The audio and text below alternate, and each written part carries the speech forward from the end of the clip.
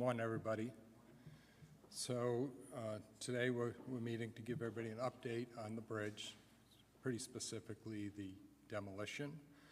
The Governor and Director Obidi will be addressing a number of topics related to that, and one is the resumption of demolition of the bridge superstructure, the decision to demolish the substructure, and next steps for the procurement of a new bridge. And what we will be doing this week is plans for another more inclusive community meeting for those affected by the demolition. After the Governor and the Director are finished, then we'll take questions. So at this point, I'll give it over to Governor McMeeks. Thanks, Joe, and good morning, everyone, and thanks for joining us today. And before I talk about how we're moving forward with the demolition and the procurement for a new bridge, I want to address the issues of Friday's community meeting. I've spoken to Director Obidi and the DO team, and they understand that when the state holds a community meeting, the purpose for the community to be involved is for have a chance to share input and to ask questions. So at my direction, DOT is going to hold another virtual meeting on Thursday night at 6 p.m. to answer questions for residents and businesses about the resumption of the demolition and its potential impact on the neighborhood. I plan to be in attendance and to actually be managing that meeting. I think it's important, again, to state first, we apologize to the people who anticipated a little bit different outcome on Friday.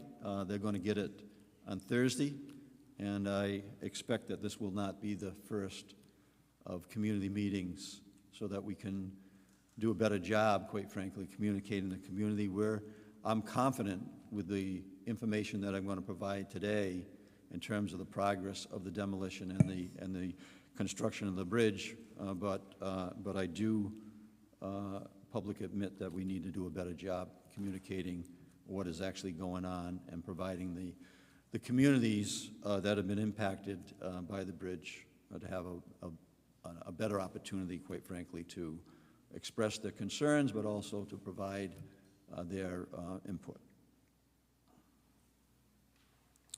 So now on to some news that I think is very important, and I want to thank the DOT and Joe and all the players that are really working hard to deliver on a project that is very multidimensional. There's a lot of moving parts, and the bridge demolition is one of those, and that will be resuming today. Overnight jackhammering will not start until Sunday on my request. That way we can talk with the residents at the community meeting on Thursday so that they have time to plan if their lives are being impacted in a way where they need a couple days to kind of make arrangements. Going forward, the only jackhammering that will need to be done at night is work that would significantly disrupt traffic during the day while drivers are trying to get to work, school, and to local businesses. We understand that uncertainty that currently exists and has existed for families to get to work on time, get their kids to school on time, get home for their dinner on time is something that has been very problematic for the families that live in our state. I know that the evening noise is a problem and an inconvenience for residents in the area. I've talked to the councilman about this directly, and he's supplying some information for that meeting on Thursday. But we know that it's necessary, right? We have to get this work done. And we're moving as fast as we can to get it done right. We know it's taking a long time. It's going to take a longer time, but we've got to make sure that we're getting it right. Speaking of the timing, I know many of you have questions about the pause in demolition. We have a strong litigation team, both private attorneys that we brought on, along with the Attorney General's office, and they have my full confidence. They advised us to put a pause in place last month with the understanding that it would help the case and would be temporary. And that's what happened. Litigation and operations respect each other's distinct and separate roles. They have a job to do that dates prior to December 11th. I have a job to do going from December 11th forward. Ultimately, it was my call to resume demolition work so we can keep the project moving forward. As I said, this is a multi-dimensional project, and there's a lot of moving parts, but I have full confidence that the work that is being done to get the bridge built is being done in a way that I have confidence in. So that's our number one priority. My number one priority is for the people in Rhode Island is to get this bridge built as soon as possible and as safely as possible. And also, I want to just say that there's other work happening in the state as well. The bridge is the priority, but the infrastructure is improving as we speak in the state. We've moved up 12 spots on a recent ranking, quite frankly, on infrastructure. That work has to continue as well, and that's part of the multidimensional issues that we're dealing with, not only to build a bridge, but to keep the work going that's happening throughout municipalities throughout the state. I know that even though I'm grateful that we have been able to open up 3 lanes in both directions on the eastern side of the bridge, the closure of the western bridge, as I've said, has presented real hardship for families and businesses.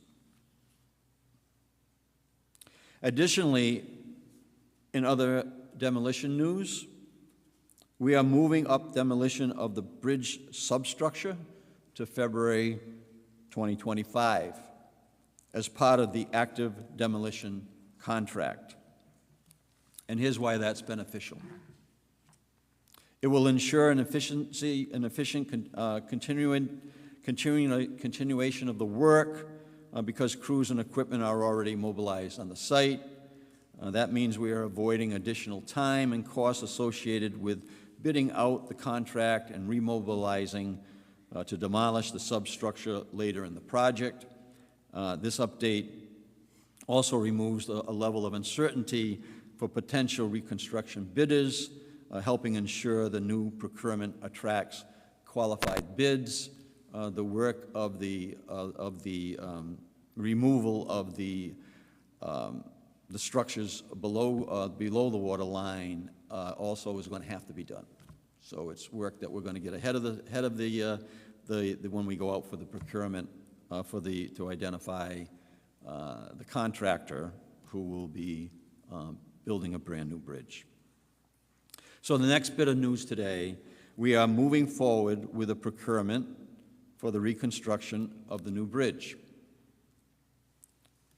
After the first RFP, we did not deliver what we had expected. We looked at different paths forward. We went out for a request for information. That gave us real insight directly from potential bidders as to what options were out there and which would attract the greatest number of bidders.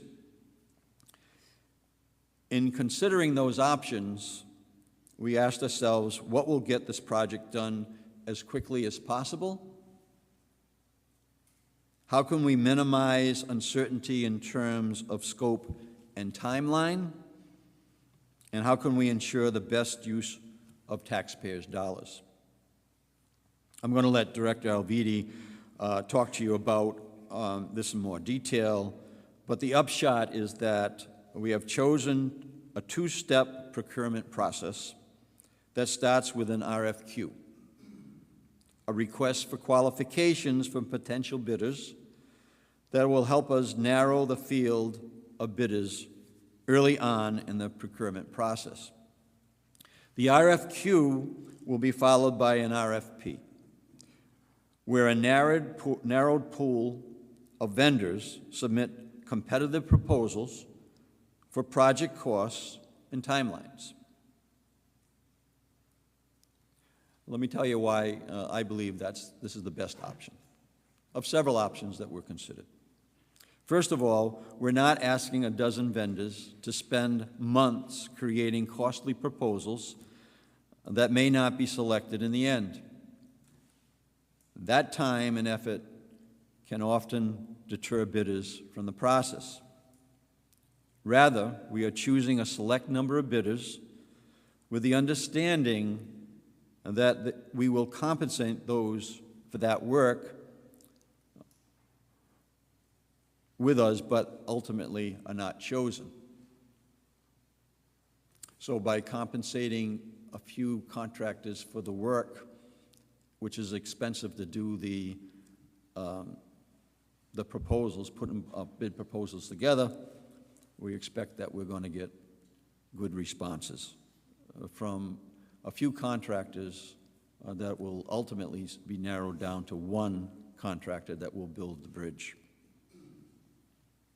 So we'll benefit from the competition without asking too much from too many responders. And that RFQ will be posted today. I believe that it's already been posted.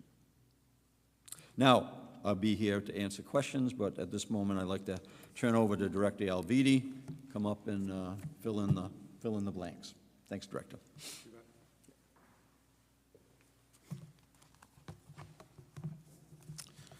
Thank you, Governor. So I'm pleased to be here today to let the folks of Rhode Island know that the pause in the work that we're doing on the project is over. RIDOT and our contractors are now ready to get back to work, and we thank everybody for their patience and perseverance that everyone has shown through this process. But what everybody wants to know at this point, I'm sure, is what we're going to do next to get the bridge built, to get a new bridge built. After the first attempt to solicit bids for the project, RIDOT and our consultants engaged with 10 of the most expert bridge building companies in the country, if not the world.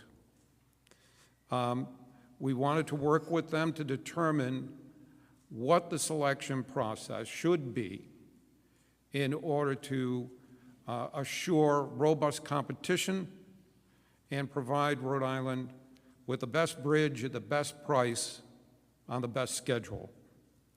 So here's what came out of that productive exchange of ideas that we had in exchange of information with these multinational companies.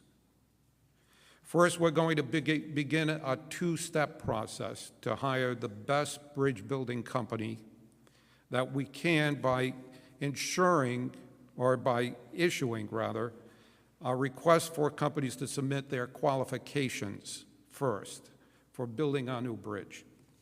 This will allow us to narrow down the field to 2 of the most highly qualified companies among them to compete for the contract to build the bridge. This is the first of a two-step process. Once the 2 companies are selected, we'll then issue a request for proposals from them. The RFQ, the request for qualifications, was issued this morning. And it's on the DOA website, and we have paper copies of it here to distribute to all of you today. This request for qualifications is going to allow companies to demonstrate that they have the capacity to do the work by showing us their access to resources, their staff qualifications, and their prior experience in building bridges like the Washington Bridge. During this process, we'll then select 2 of the most highly qualified companies based on a scoring specific criteria defined in the RFQ that you'll see today. These two companies will also have the opportunity to give us feedback on the RFP form and will work with us to create in a manner an RFP that will make the award process go smoothly and quickly and provide the best competition. The two companies will then be allowed to compete for the contract to design and rebuild the new bridge by responding with their technical proposals in the RFP process. In this step, the companies will compete by providing their bridge design, their proposed cost, and detailed schedule of their completion of the project. RIDOT will then award the contract to rebuild the bridge to the company submitting the best proposal, as determined by specific criteria, scoring criteria in the RFP. The process will therefore allow us to contract with the most highly qualified company and the best and well-defined design, price, and schedule to build our new Washington Bridge. We expect to have the two most qualified companies selected in December through the qualifications process, and a final company selected by June with a notice to proceed with work by July. In addition to beginning the selection process of the bridge building contractor, today we're going to issue a change order to Aetna Bridge, giving them the approval to demolish the substructure, the piers, and the footings underneath the existing bridge. We're assuring, by doing this, we're going to ensure the continuity of demolition work by having the company that's already out there with their equipment, their personnel, dedicated workforce, and expertise to also remove the substructure in a sequence with the superstructure demolition that they're currently doing. It will also streamline the job site logistics and scheduling conflicts that could develop by having two separate contractors on the same work site. This is another strategy that we discussed in depth with the 10 companies, the 10 expert bridge building companies, when we conferred with them during the last couple of months.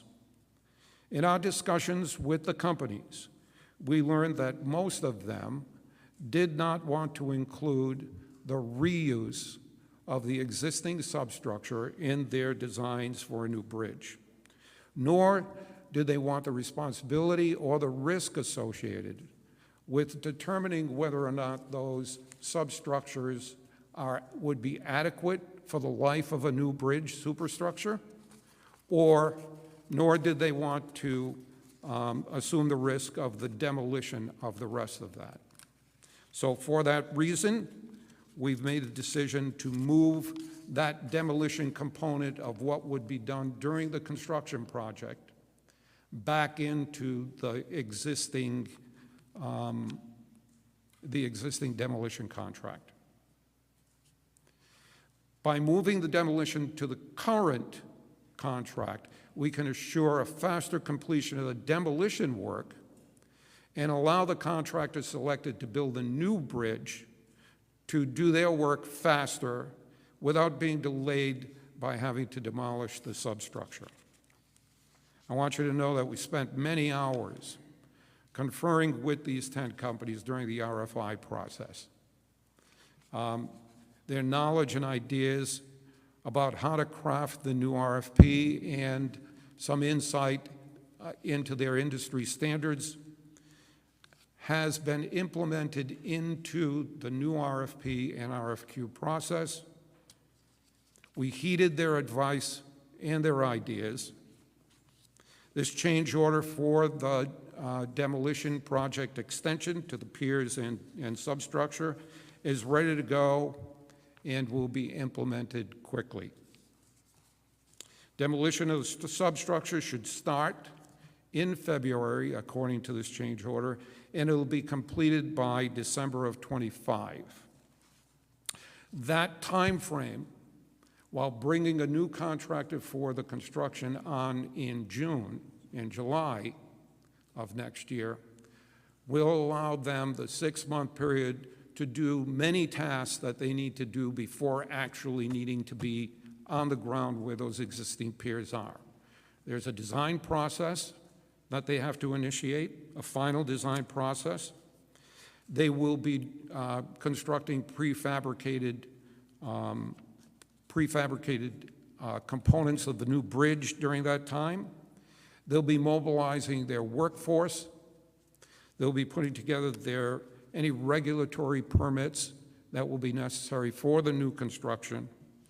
And by the December completion of the substructure, they'll be ready to move in seamlessly with into the active construction zone and begin the erection of the new bridge.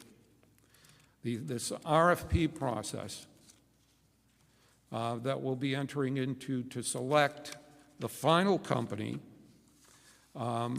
will begin in the December timeframe. The required companies will submit their technical proposals. There will be down to 2 companies at that point of the most qualified. Those 2 companies will submit technical proposals on cost, schedule, and the actual design that they're intending to implement.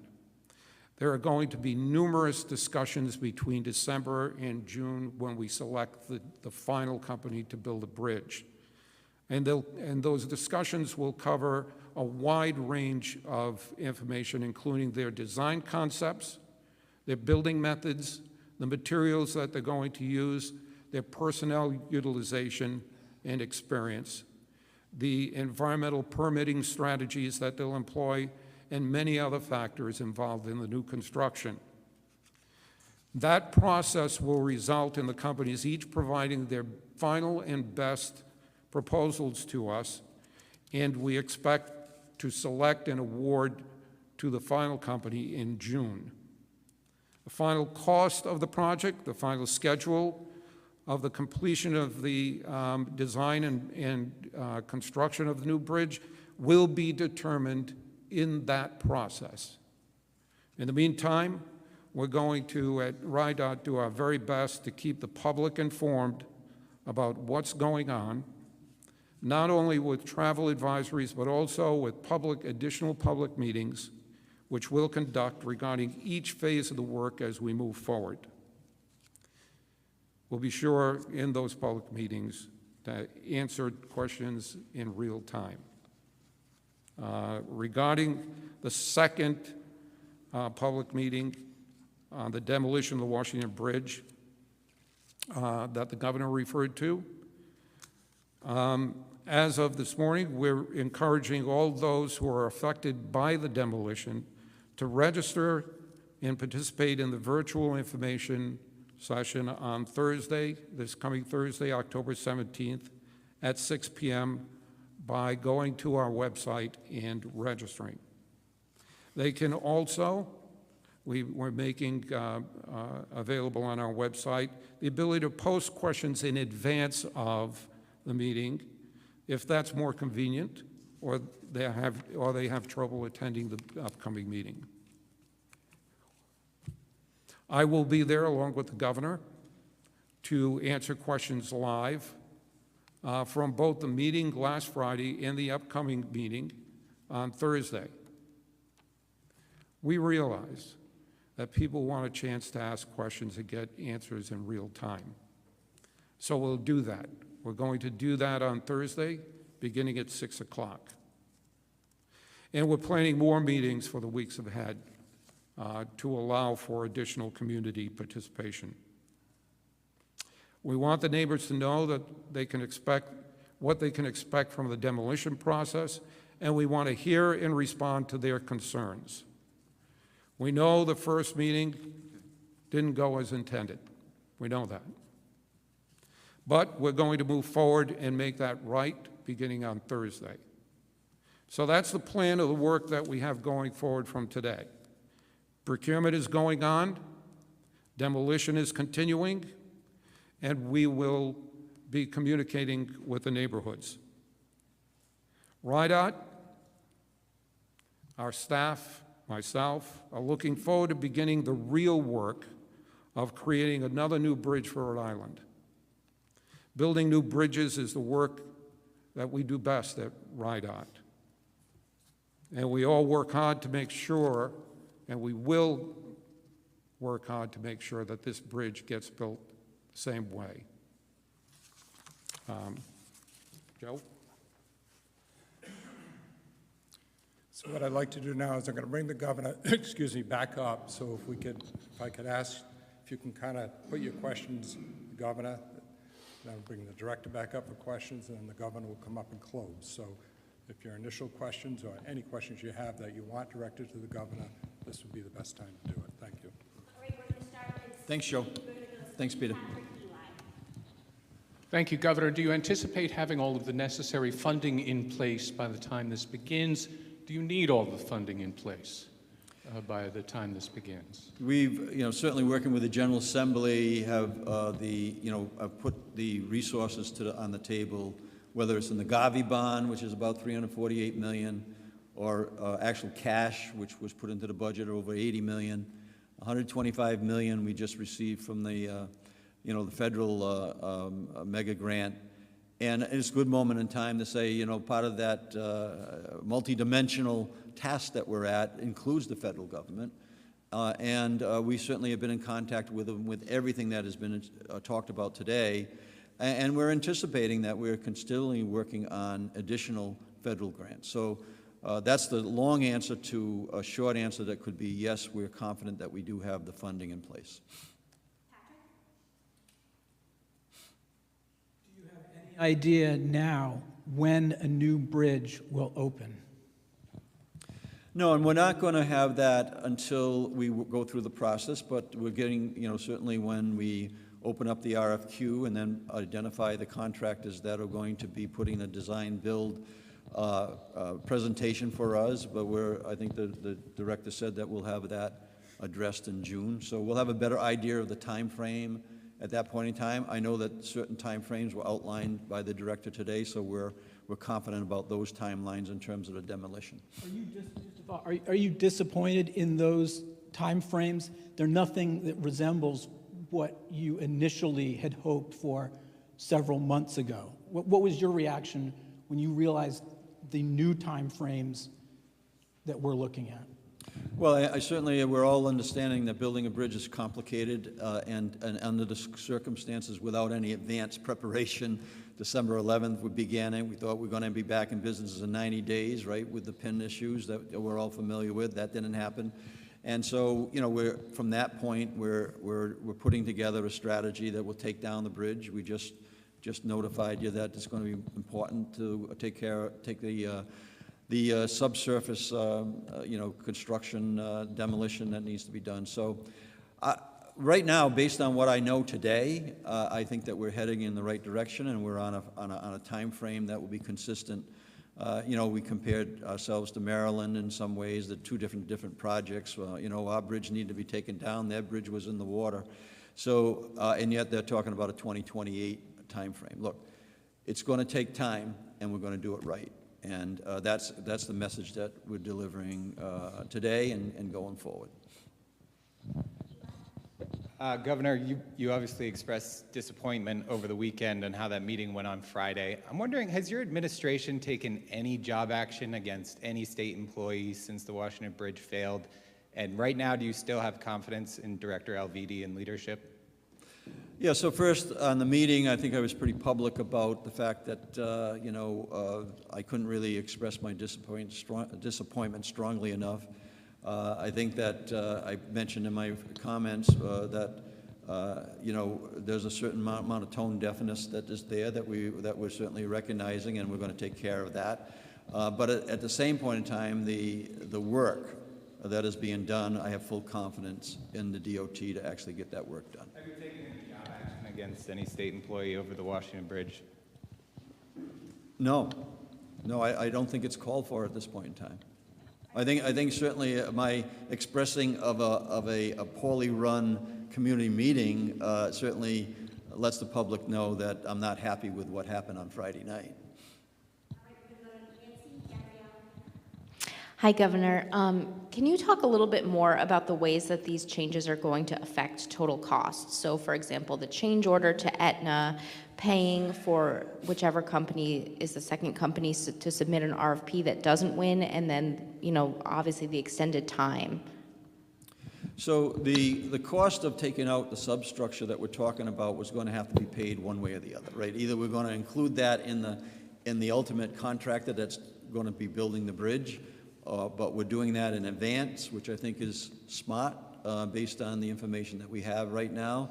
As far as the overall cost of the bridge, I think I answered that question with Steve, is that we have the funds in place to do the project.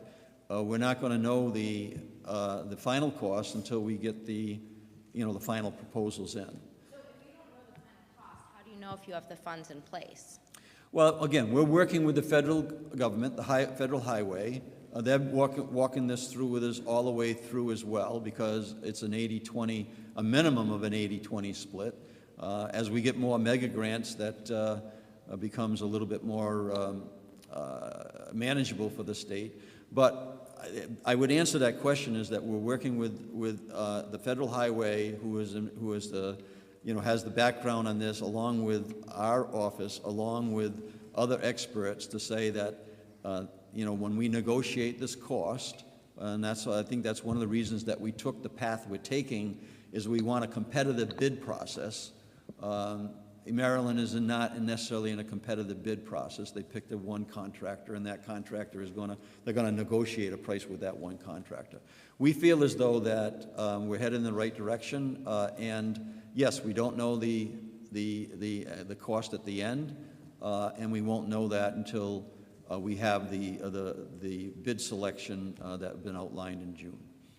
When it comes to the community meeting and now the new procurement process, why is it that RIDOT keeps needing these do-overs, and how do you ensure that these missteps don't keep happening? Yeah, so I think I'll repeat that the missteps on a community meeting is, look, I've had a lot of experience in community meetings over time, and I understand that you have to not only present the information that we believe that the public needs, but we also have to hear from the public, and we have to take a couple shots during that time. We have to kind of stand there and take it. So I think one of the things is, one, and I've acknowledged that we got to do a lot better in terms of providing the information to the public that is being impacted in particular, and also with the confidence, as I've said, that the work that we're putting in place is actually going to get the job done. We got to do a better job of not only providing that information in these community meetings, but also listen to the potential problems that any one individual may have. And I think this coming meeting on Thursday, I'm looking forward to that. And I've also said in my comments that this is not going to be the first of public meetings that I will be involved in. This happened with the procurement process as well. This is the second time you're doing this. Why not do the two-step process to begin with? We maybe could have chosen a company much sooner than June of next year. Well, we may have, and that's in the past. We have to kind of move forward where we are right now. But I can also stand here and say, based on the demolition schedule, we're actually on schedule. We haven't lost time. When you look at the demolition ending, in December of 25, for the substructure, and we'll have someone in place in June for the contract, and they'll be able to start doing their, setup work during that time frame. So we haven't lost time, but I can't disagree that it could have been smoother. Governor, so what is the total cost now of the change order with Aetna to demolish the bridge? So we're still in negotiation with that. So we don't have an absolute price on that, but we'll have that in short order. And you say that you would have had to pay to demolish the substructure anyway in the build contract, but wasn't the contractor going to be given the option to leave all of that in the water?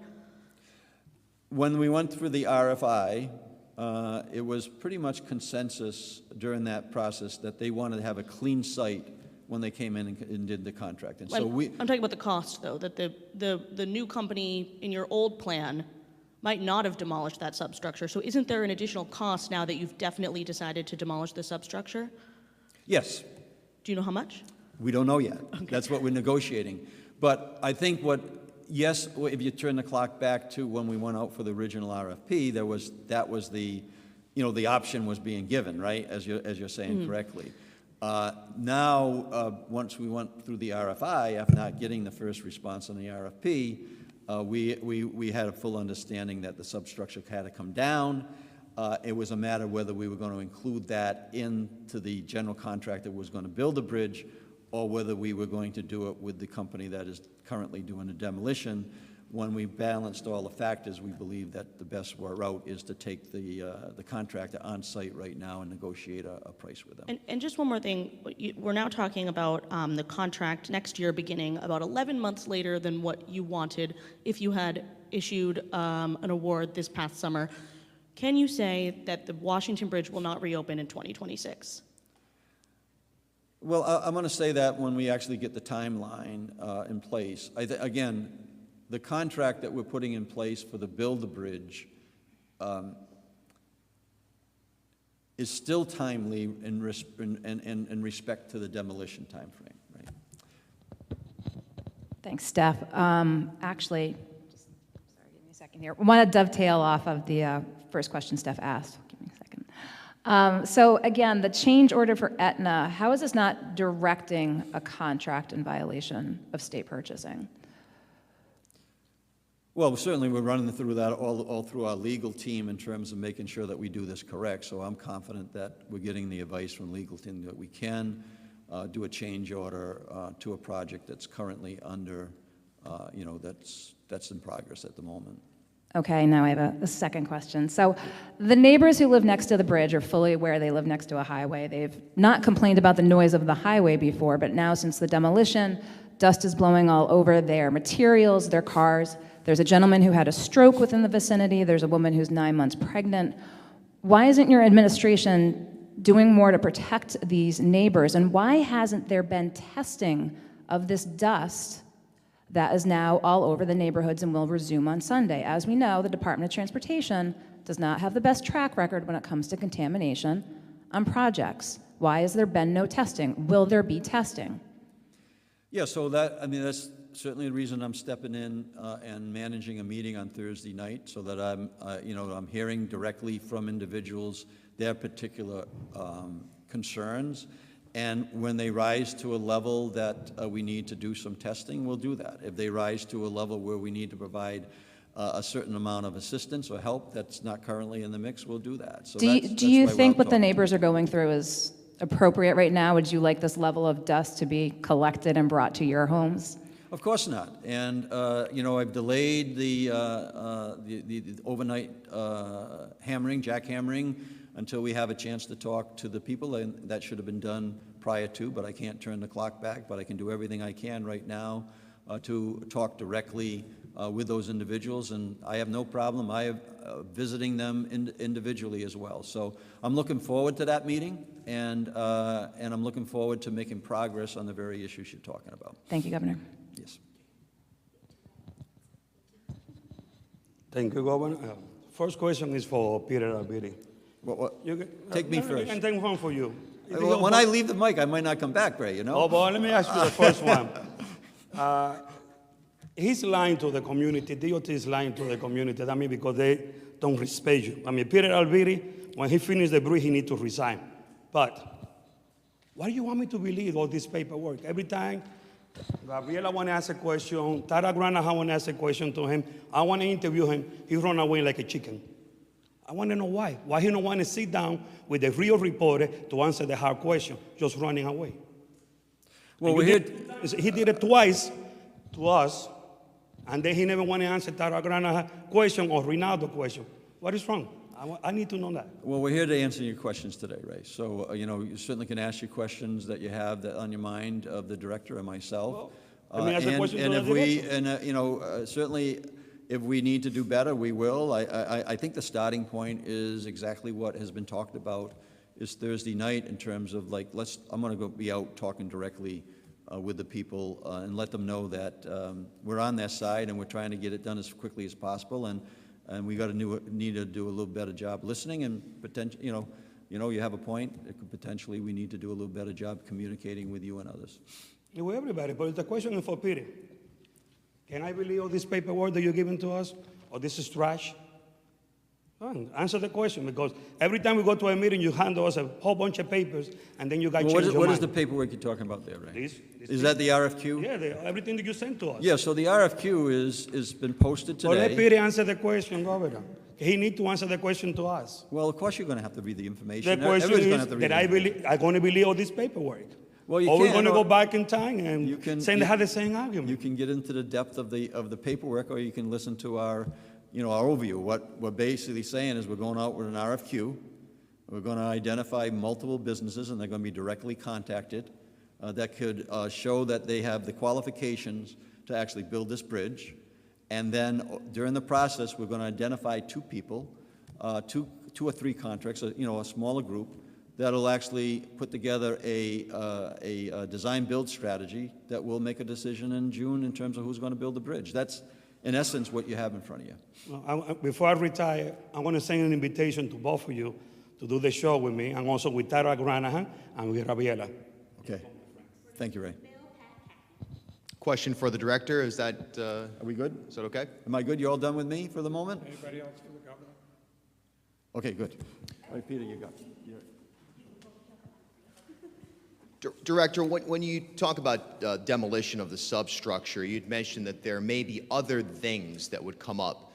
What do you mean there? Are you talking about environmental remediation? And then further, that substructure, is that related to both sides of the bridge, the post-tensioning system on that bridge? In other words, if they demolish the substructure, are they potentially impacting the eastbound span? No. The eastbound span is a totally separate bridge, totally separate structure from the one that's being demolished. So the demolition of the substructure on the westbound bridge in no way affects the eastbound bridge, nor is it connected to it. But as far as, you said other things may come up, that was something to that effect is what you said, in the demolition of the substructure. What are those other things that might come up, and what impact could they have on the overall project? Are we talking environmental remediation, or? I'm not sure what you mean by my reference to other things that might come up. In what regard?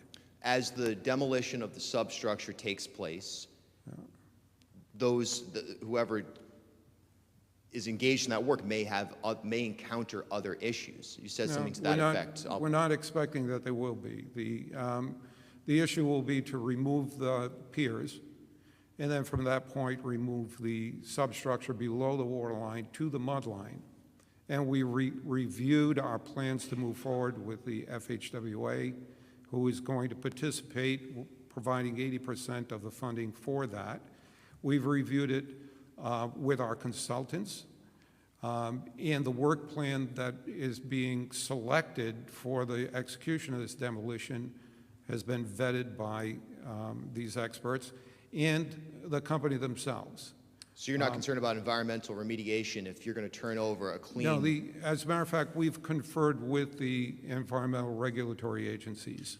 They have site criteria for us, given different methodologies in demolishing the substructure. They provided us with different scenarios of oversight and regulatory control. We selected one that will allow us to move forward with the demolition, but not during a 4-month period during which fish are spawning or active in that area. We'll refrain from underwater activities during that time frame, thereby obviating the need for cofferdams and those kinds of things. We determined that given the various scenarios of either providing cofferdams and doing the work inside cofferdams, or refraining from doing the work during the months that may impact wildlife, the least expensive and the fastest way to be able to conduct the full demolition is the manner that we selected. That is, refrain from doing work for those 4 months below the water line will be allowed to do the pier removal above the water line during that time period, and then move into that area after the regulatory period is over.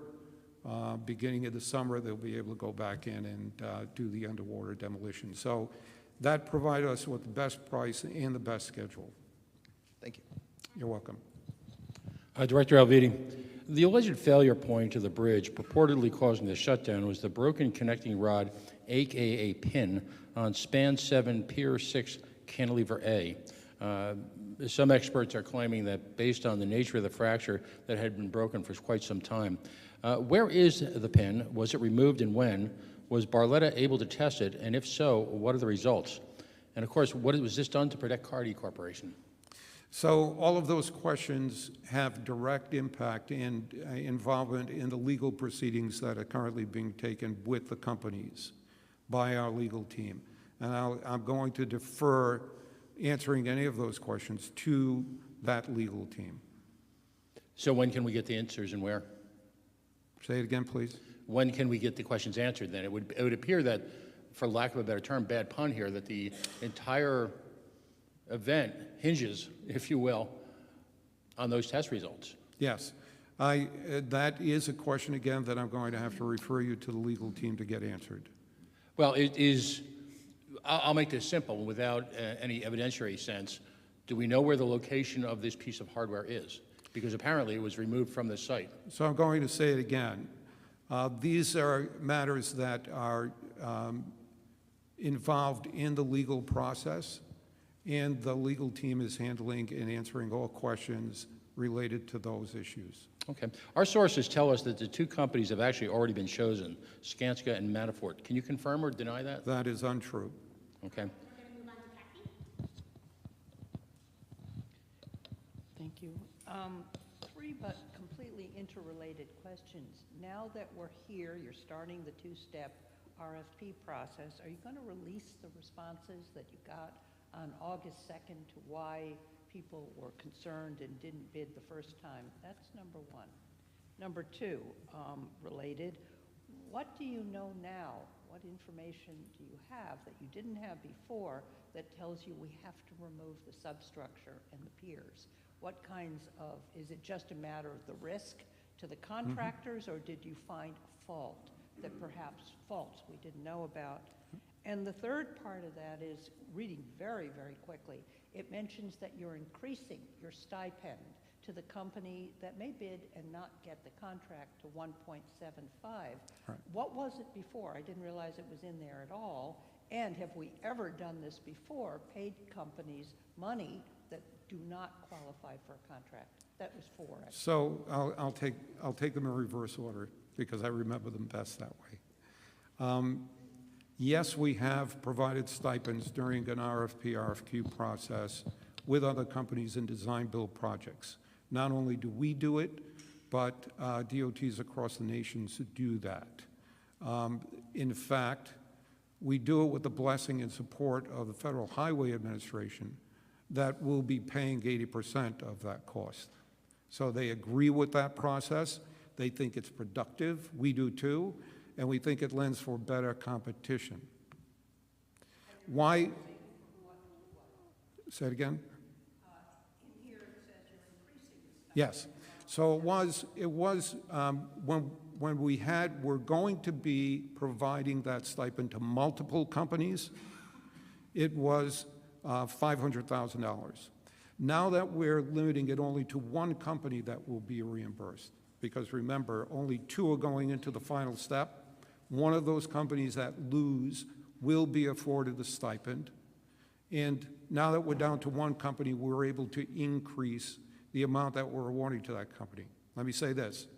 In our conference with the companies and understanding the cost involved in them putting together the plans and technical specifications for a highly detailed RFP process like this bridge is, their actual costs far exceed that amount of money.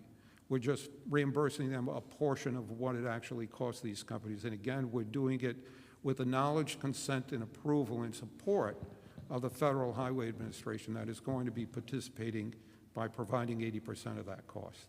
That's number one. That's number one. Number two, One of the two pieces of this, one is, what do you know now that you didn't know before that says we have to remove the substructure? we don't know anything else about the substructure itself. In other words, the condition of the substructure or its suitability to support in the future. And that was part of the problem, okay? We have had projects in the past that we've done for DOT that we have left in the proposal stage up to the proposers to tell us whether or not they intend on using the substructure, existing substructure of a bridge. In those cases, we make it a requirement that the contractor not only assume the responsibility for doing that, but also they assume the responsibility for the structural integrity and proper testing of it to prove to both us and the Federal Highway Administration that the substructure is suitable and substantial for reuse and will support the lifespan of a new structure put on top of it.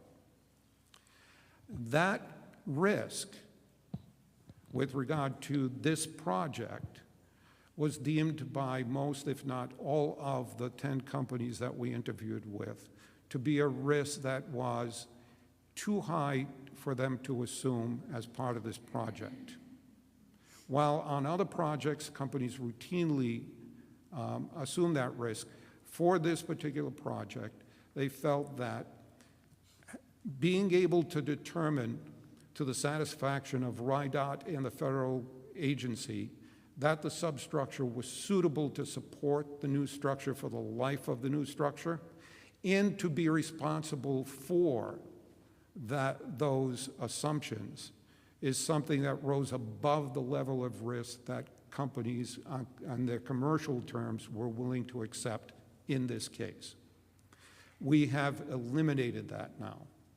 We've eliminated that risk by saying we are making the decision now to remove that prior to a company being awarded and being responsible to do the new bridge. There are added benefits that they pointed out to us. By not being required to conform to the layout and size and dimensions of the existing footings, this will also allow the companies the freedom to redesign the substructure and piers on the new structure in a way that's even more efficient using modern technology and modern materials. So we're not only eliminating the risk, which encourages more companies to participate in the competition, but we're also allowing them to use their imagination to give us the best design. That's two. Yes. One more. Okay. Want me to remind you, or? Please. August 2nd, you got responses from 10 companies, I think you said, Yes. that did not bid. As to why they didn't bid, Yes. are you, now that we've reached this point in the process, willing to make that public? So we can see exactly what you're telling us, that the companies told you this. Yeah. Let me at least answer that at a high level. The details of their responses are still part of the procurement process, RFI, RFQ, RFP. So at the end of that process, all of that information will become public. But let me give you a heads up as to at least the high-profile areas of concern that these companies let us know during the RFI process. They were, one, the risk with the substructure that we talked about. There was a matter of the amount of time that we gave them to actually put the proposal in. These companies have to make decisions on a moment-by-moment basis of what other projects are out regionally for them to decide which ones they're going to bid on and put their resources to. And the amount of time that we were giving them in the original RFP was too short, they felt, for them to properly respond to it. We've lengthened that. We've listened to them.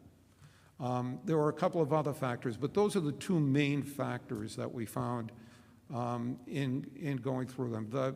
The two-step process that allows a large number of companies to initially compete on the basis of their qualifications, and then fewer to enter into the final round of technical proposal, which takes up a lot of their resources, a lot of their time, a lot of their personnel, and a lot of money.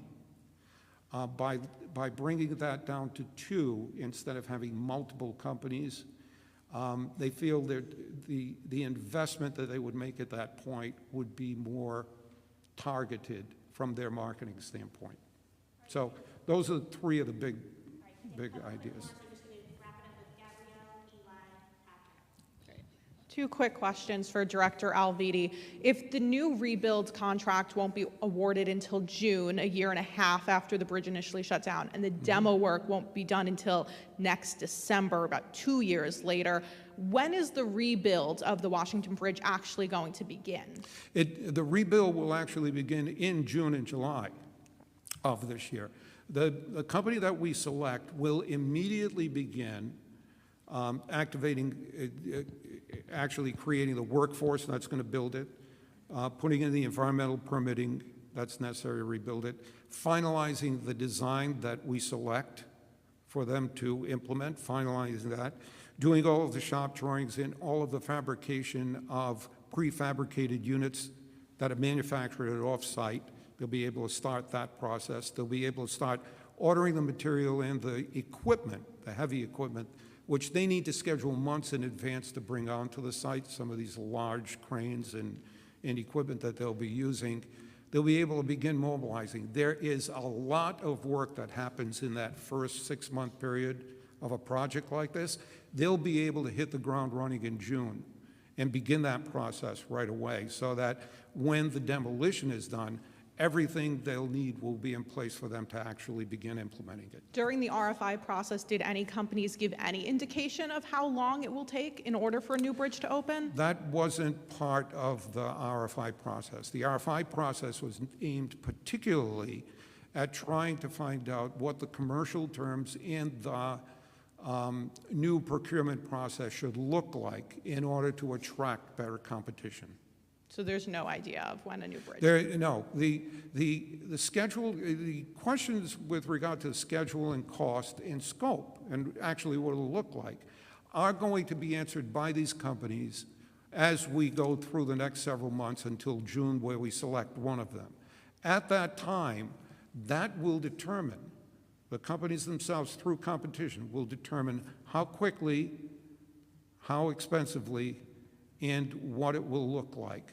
Those are all factors that are important in the selection of a winning company, that they'll be competing to bring the best schedule, the best price, and the best design to us. And at the end of this process, we're going to end up with those 3 things: the best schedule, the best price, and the best design. Lastly, quickly, with the delay in selecting a company to rebuild the bridge, it appears we're all going to be driving over the eastbound structure for several more years. Yes. Internal DOT documents say that the eastbound Washington Bridge has become considerably more sensitive since the closing of the westbound bridge. Those were signed off on back in April, around the same time you were publicly saying there were no concerns with adding new lanes of traffic in each direction on that bridge. So which is it? Is the bridge considerably more sensitive, or is there no reason for concern? Okay, sensitive we meant sensitive in the sense that it is now highly important, right? Having 2 directions, all of the traffic, east and westbound, going over that structure. We become more concerned about making sure, number one, that it's safe, and we did that. We had 3 companies look at it, and we're having active monitoring system, and make sure it stays that way for the duration of the time. We're very confident that that is in fact the case, that it's safe, we can use it, and it'll be fine for whatever duration we need to use it in.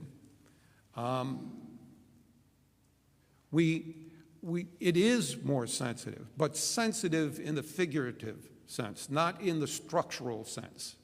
It's no more vulnerable structurally than it was before. The use of it and the additional traffic that's going over it is fine. It's well designed to handle that for whatever duration we're having it. But it's sensitive in the figurative sense that it becomes highly important for us to make sure that during this time, we watch every little piece of it to make sure that before anything becomes a problem and creates an event where we have to maybe move in and do construction, we can do it incrementally in small pieces before it becomes a bigger issue. And that is the proactive stance that we're taking. We're watching it very closely. We're making sure that we keep it in extremely good repair, even beyond the standards that we would normally for a bridge like that one.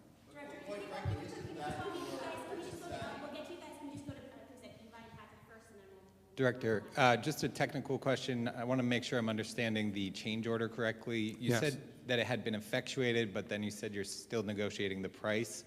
Where exactly does that stand, and when should we know what that new cost will be?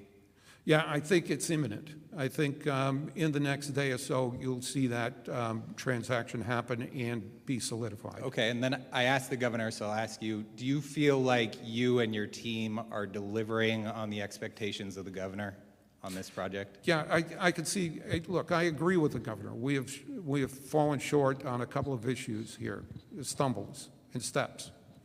But the real value of DOT, its team, and the character of the people that we have working there is not how they act through clear sailing, smooth seas.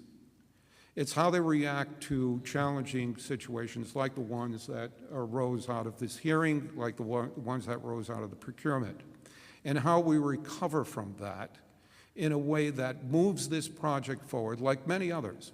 We've experienced similar kind of setbacks on many other projects, several hundred bridges that we've rebuilt during the last several years. Each of those challenges that my team has faced, they've met them, they have corrected them, and we have completed those projects successfully, safely, and economically in all of those cases. 99% of our projects on time, on budget. We expect to do the same thing with this. We'll be delivering for the governor. We'll be delivering for the people in the state of Rhode Island. The phase that we're moving into right now, which is the construction phase, is the phase that these folks at DOT do the best. You've seen us rebuild bridges over weekends. You've seen us rebuilding bridges over months. But in all cases, they end up better than they were before, and they end up being built in a way that will last for decades. And this is no different. Now that we're moving, I have confidence in the folks at DOT that now that we're moving into this phase of work, we'll be able to deliver on this bridge as we have in all of the other ones. And have you taken any job action against any of your employees over the Washington Bridge? I have not. There is nothing indicating that in any of the studies and/or other information that I have that indicates that any action is necessary at this point.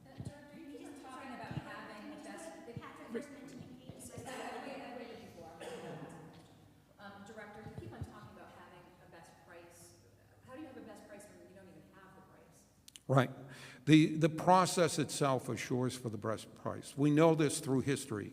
This process is used by other DOTs across the nation, by the Federal Highway Administration. It's sanctioned, and it is proven time after time that the competition that we will breed by having companies compete with their technical, their cost, and their schedules against each other actively will allow us to pick the one that provides the best solution for the state of Rhode Island. Is the preservation of evidence done? I just want to repeat, Pat, not to interrupt you. Let's have some courtesy, is the same courtesy we're providing to everyone in this room, to the people and the professionals that are running this press conference. Thank you very much. Go ahead, ask your Is the question. preservation of evidence done past tense, or is that being incorporated into the change order and will be done by the demolition contractor over the coming weeks? Could you repeat months? that, please? Is the preservation of evidence that the pause was done for, is it now completed past tense, or is it being incorporated, and will it be done by the contractor in the change order? Everything related to evidence and any information regarding the legal case that our legal team currently has against companies needs to be referred and asked of the legal team. We won't be answering those questions. This is specifically about the demolition. All right, so I have a second question. Governor, you admonished the DOT and the director for the community meeting and the way that was held. Do you sense any disconnect in the level of criticism regarding a community meeting versus the level of public criticism about the maintenance, repair, procurement for the rebuild of the bridge, which has undergone multiple stumbles? Yeah, so I want to put it into the context of the total work that's being done to improve infrastructure in the state of Rhode Island to address the issue in terms of, do I have confidence in DOT? Yes, I do.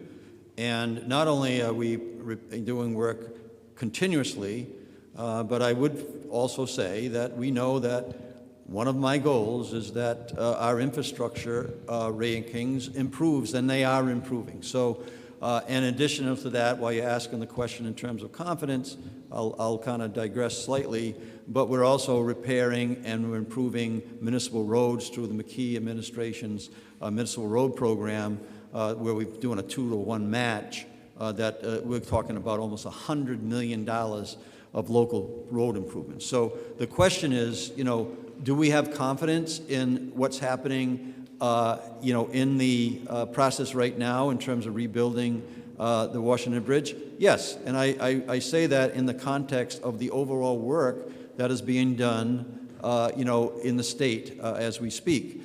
We know that building a bridge is certainly a complicated issue, and as I said, it's got multiple moving parts, and we're not going to have a straight line from the beginning to the end without any